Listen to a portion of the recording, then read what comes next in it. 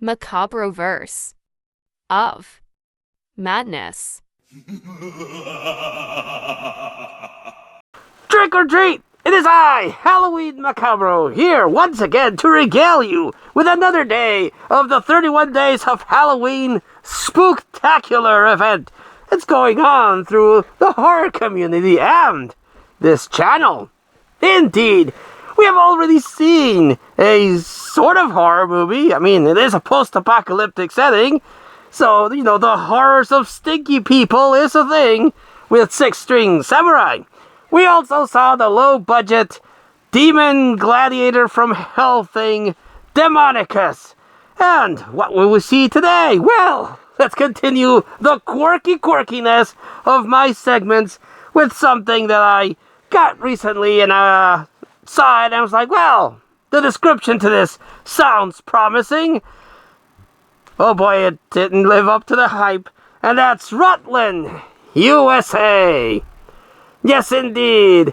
Got this in that box full of movies that I separated the horror elements from.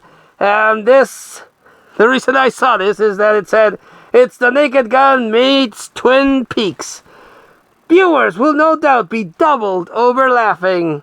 A budget of $4,000. Amazing. After seeing the movie, well, yes, that part sounds accurate. But I was like, The Naked Gun, I love The Naked Gun. I prefer Hot Shots Part 2 a lot better, but I like The Naked Gun trilogy. And Twin Peaks, that's an interesting show. I'm sure this will be a spoof of that genre with lots of jokes that will, like the box says, have me doubled over laughing. And let me tell you, after watching it, it did neither. It did not have me laughing, nor was it an actual proper spoof of The Naked Gun or Twin Peaks. False advertising. You got me. You got me. What is this independent movie about, you may ask? Well, let me tell you. It starts with this popular girl that is being left home alone. And this stalker guy that's dressed like a reindeer goes to her house by the means of trying to abduct her. Now, there is this dude that's outside of the popular girl's house that goes to spy on her and does things with lubricant and socks. Most disturbing.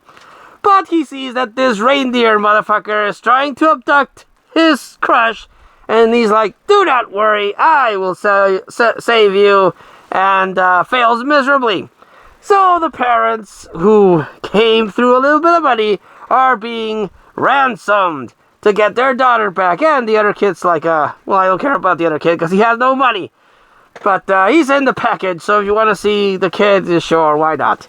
And there's this bumbling detective that's bumbling his way all over the case, messing up. He has, I would assume you would call, the weight of the jokes. And the actor's not bad. He plays the bumbling detective pretty well. Just shy of ineptitude of a Chief Wiggum, but nowhere near the cool charmness of a Leslie Nielsen character, which I assume what they were going for with the bumbling detective. That's where the Naked Gun quote probably comes from. So he's bumbling everything around and messing everything up. And then there's this janitor guy that wants to help.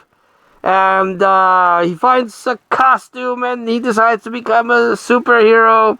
And then there's this reporter for the public access channel that's reporting on everything that's happening. And this group of Boy Scouts is finding dead bodies all over the place. So it's a weird for weird sake. Eventually the plots kind of come together. The reporter chick meets the costume superhero. And the kidnapper meets the detective, and the two kids try to make an escape, which results in a, allow me one moment, plot twist that, well, you probably already saw coming. And, yes, the movie ends, everything sort of gets resolved, and, shit happens. It wasn't funny.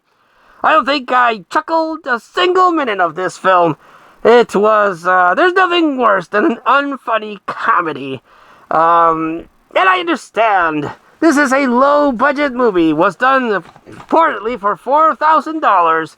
And I will respect anyone that went out and made a movie. It's not easy making a movie. Getting people together, organizing schedules, writing a script, filming, editing, getting your product out there, hopefully with the hope that someone will watch it and enjoy it.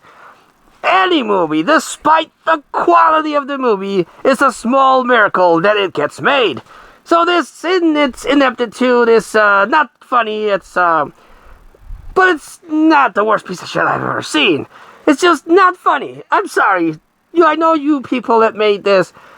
God bless you. You poured your heart and soul into this, and you tried. And for that, I salute you. But personally, I will keep it for the novelty. I haven't found anyone talking about this thing, and I found little to no information online, which it piqued my interest to want to see this even more. And after seeing it, well, I got what I probably expected. A low-budget thing that exists, that someone made, and again, props to you for making a movie. Sure as hell ain't easy making it, but not my particular cup of tea. Will I revisit this? Probably not, but it will be an interesting thing to have in the collection as a conversation starter. Just have it on the shelves and be like, hey, I got something that you probably haven't heard of, and pop out Rotland USA, and if they're curious, watch it and be like, well, that wasn't funny at all. Damn you for subjecting me to this unfunny shit. And I'm like, yes, but we had an experience together. Laughs will be had, punches will probably be thrown, and friendships will probably end. But at least it's a conversation starter. So, Rutland, USA, I have no idea where you could possibly locate this. Again, this was a random thing that was in a box that was gifted to me. So, if you can find it, and if you're curious by the way that I describe it, and you're not one of those people that nitpick everything to hell and back, and you just want to watch a weird-ass, low-budget experience, with the warning that I didn't find it particularly funny, well, give it a watch. Yes, if you're like me, an adventurous soul, and you're curious about all sorts of media and movies, give it a watch. Make your decision for yourself. And if you have seen it, please, for the love of God, let me know in the comments down below what you thought of Rutland USA. Yes, very interesting pick for the Spooktacular, but that's the way I roll. I like to go outside of the norm and introduce people to some really weird shit. Yes, and it's sort of like a thriller. It has a serial killer with the dead bodies and the ransom thing, even a superhero. So it has a little bit of everyone. A little bit of something for everyone, indeed. So, what will I showcase next time? Probably some weird-ass shit. But I hope you're here to watch it and enjoy it. Let me know what you think so far of the Spooktacular. Like, comment, subscribe, and share me out so that more people can find out about the weirdness that is going on here in this Spooktacular multiverse of weirdness that we got going on.